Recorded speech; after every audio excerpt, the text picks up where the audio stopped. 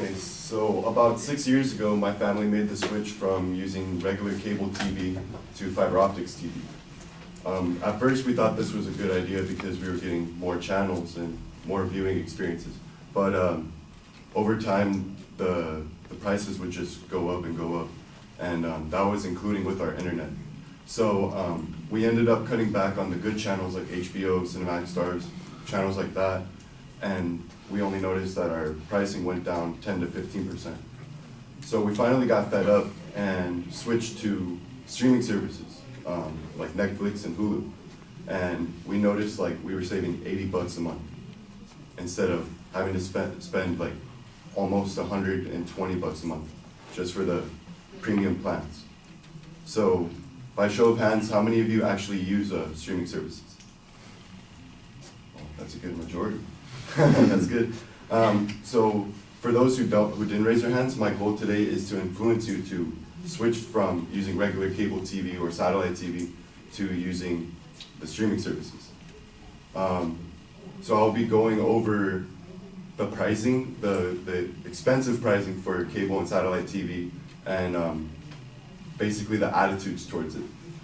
Also, I'll be going over the costs of the streaming services, and after that, I'll be comparing the options about how much you'll be saving and why it would be good to switch to streaming services. So when it comes to cable and satellite TV, their prices are often way too expensive. They often lie too. They give you an advertised rate, which is what you'll initially be paying, the rate you'll see like all over their ads on TV or on the internet. But that's what you'll be paying for, I'd say, about the first 3 months, and then the prices will go up.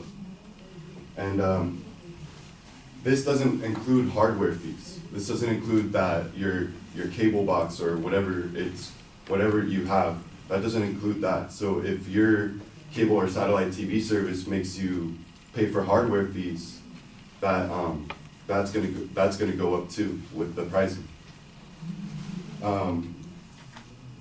And that was according to Jared Newman, author of Cutting the Cord Cutting, and how it's a bigger bargain than ever. So according to the FCC, in 2014, the average price for a standard channel bundle was $71.45 per month. And now it's $76 per month. So as you can see, the prices have been raising, and it's only been, what, like a 3-year difference? So prices are really going up, and they're not going to stop going up, as we can see. And that also doesn't include the equipment, and that doesn't include the premium channel subscription. So that means you'll still be paying for that equipment, and if you're paying for the premium channel, that means that's going to be pretty expensive for you too. So the average price for hardware rental would be about $19.25 a month. So already right there, that's including the basic channels and the hardware, that's $95 a month. And that's not including premium channels, which I know everybody want to go for those to get those good movies and stuff like that. Game of Thrones, obviously. So that's why people have been saying it's a waste of money. According to Coupon Cabin, they did a survey, and 45% of US adults, they feel that it is a waste of money, that why should we be spending this? But over time, it's also noticed that 86% of them still subscribe to these multi-channel subscriptions. And these subscriptions have only been declining 1% every couple of years. So it's hard to say what's the correlation here, if maybe people are still in favor of doing the satellite or cable TV, or maybe they just don't know about what streaming services have to offer, which is what I'm trying to do here today. Also, Jacob Davidson, author of Cut the Cord, he said that cable and satellite TV services, they're the least customer-friendly industry this side of repo men. Which, if you know what repo men is, they go into your house and take all your stuff if you haven't been up on your payments with your houses and stuff like that. So now that you know that, I'll be going over the different costs of the streaming services. one that's utilized mainly if you have a PlayStation or like a PlayStation 3 or PlayStation 4, but you could also have an Amazon Fire Stick or Apple TV, something like that, is PlayStation View. And it's basically just like your channel subscriptions with cable and satellite TV, except it's way more cheaper.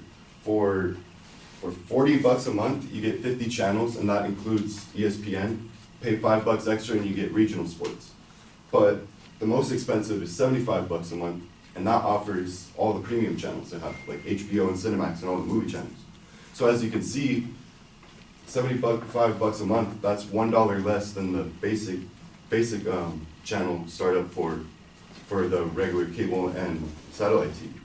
That's only $1 less, but you're getting offered more already. So that's why it's a good switch. Another reason why it's a good switch is there's no ongoing hardware fee. Once you have your basic equipment, you're done.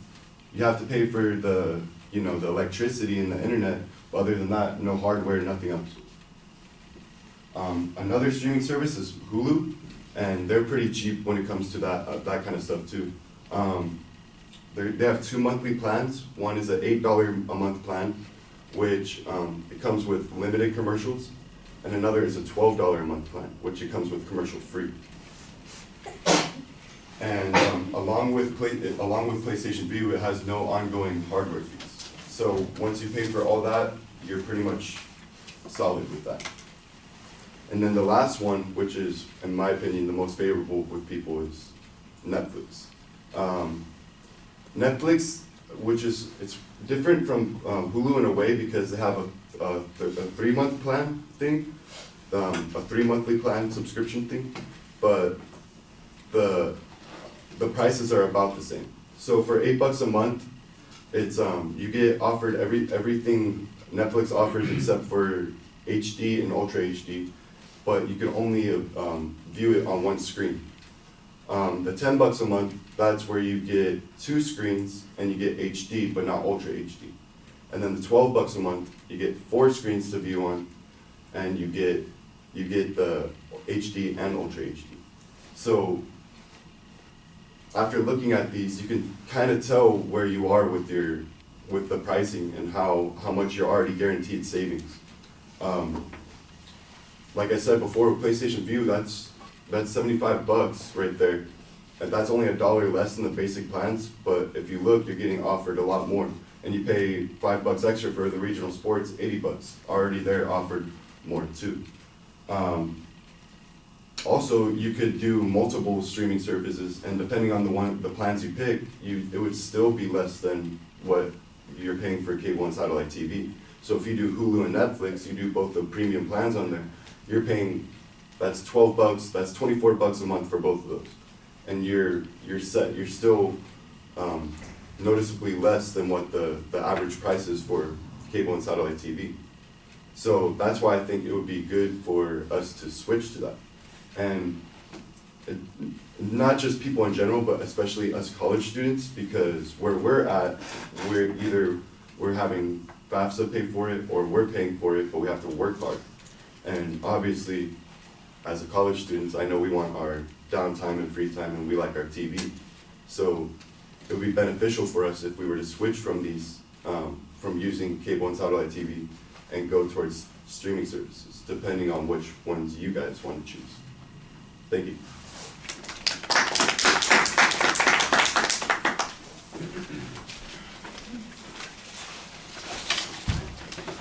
Oh.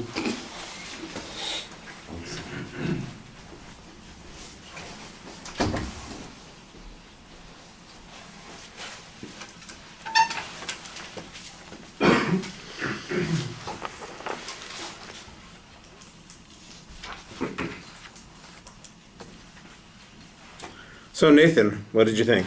I thought it was pretty well put together. In the opening, I liked the personal story. I found it to be very genuine and relatable, and you ended up tying it to the audience by, I wouldn't say forcing, but asking for participation, and I think you got good response, which was, which shows that people were engaged. I wrote down a few notes of something about your argument about about how it would be most effective to relate it to the audience, specifically with comparing the prices, knowing how people's budgets might be tight right now, and you pretty much hit all of them, which I appreciated, and I thought it was very effective. When it comes to delivery though, I personally would have switched to note cards, or I would have even preferred personally viewing it, you holding at least the paper in your hand instead of bending over to read it off of the desk. I think that kind of took away, especially like when you point your face down, all of a sudden there's a big volume drop, and it's a little distracting. Additionally, it got better, I think, a few times as the speech went on, but you essentially, with your eye contact, you focus on two spots in the room, which is right in the back and then right over here, when that side usually typically gets left out. That was basically it. I thought it was overall not only well put together, but I thought it was pretty convincing. All right. And again, evaluating the evaluators, I thought you did a good job there, Nathan. I think most of the things that you picked out were things that I was going to note as well. I like the personal example in the beginning. I think that you've got an interesting topic. I think you set it up for this audience pretty well by talking about both your personal story and the situation of people who are students, looking for ways to cut costs. That makes a lot of sense. The preview, I think, is indicative of one of the things that's a little problematic with the content, and it seems like all of the points that you indicated in your preview have to do with pricing issues. It seems like that's the consistent argument, and there ought to be another way to maybe structure that material. It all fits into the pricing category, but maybe you should be talking about the different services and use those as the labels for your point instead of the price comparison, cost comparison, and finally the options that are available. It's like I said, that seemed a little bit redundant. I think that you had excellent information in the presentation, though, when you were talking about a variety of things. I heard statistics being presented from 2 or 3 different sources about how people feel about their service. I think I could have used an example of some of the egregious behavior that the cable and satellite companies are using as a way to discourage me. I mean, I like the quote, they're, this side of the repo man, and I'm going, having had a different experience. We talked about this, this is that reservation issue in the Toolman model.